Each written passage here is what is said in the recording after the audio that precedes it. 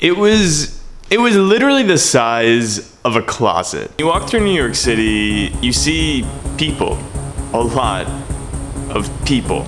People driving, people walking, and each and every one of these people have a story. Today is story time. What's up, everybody, and welcome to another edition of Story Time. This story will have to go back 2 years to where I was living in Ho Chi Minh City, Vietnam. Welcome to Vietnam.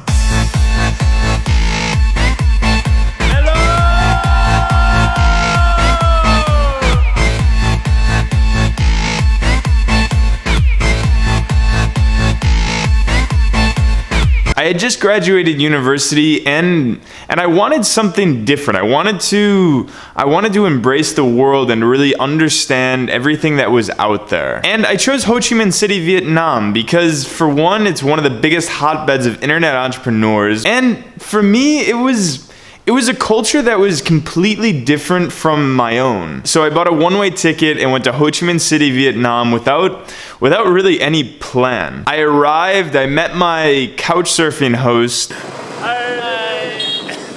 Yeah, I'm not scared, I just haven't done this very much. Oh, I gotta learn how to drive out here. This is not like New York.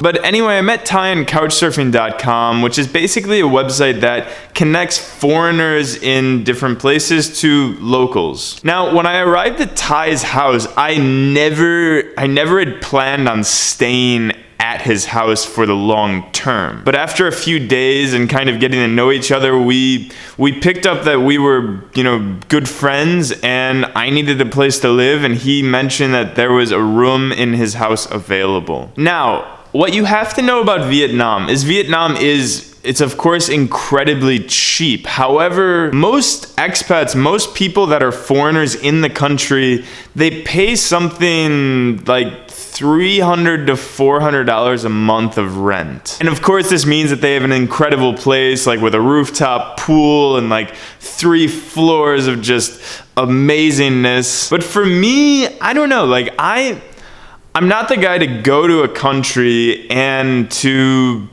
just, stay in the 5-star hotel. I want to experience what the locals are experiencing. And so when Ty offered this room to me, I took it without even thinking. Now, when you take your first apartment and you do that blindly, it's not the best idea.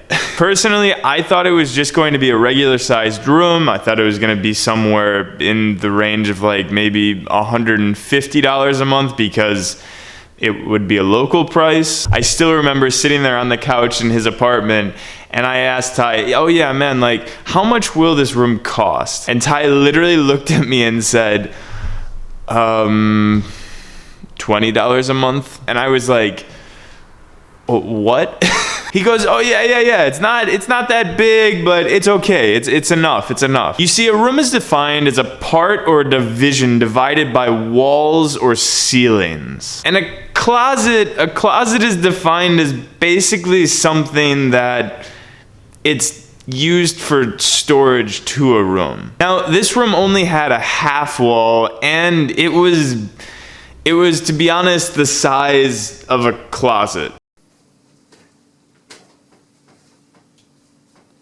For me, the cultural immersion, the feeling of living with a local, the feeling of making friendships with locals, it was a feeling and it was an experience that it just cannot be duplicated. It allowed me to see into the Vietnamese way of living. It allowed me to live in a street where there was no other foreigners. And it also allowed me to learn kind of basic Vietnamese, which, if you're living in Vietnam or if you're living in any country, the language, it's incredibly important. Anyway, guys, I hope you enjoyed that kind of crazy, interesting, weird story of me sleeping in a closet on the ground for $20. If you guys did like this concept of this video kind of series of stories of my life, let me know in the comment section below. Anyway, guys, thank you for watching on this very early, late night of 2 a.m. It's so dark out, and I'll see you next time.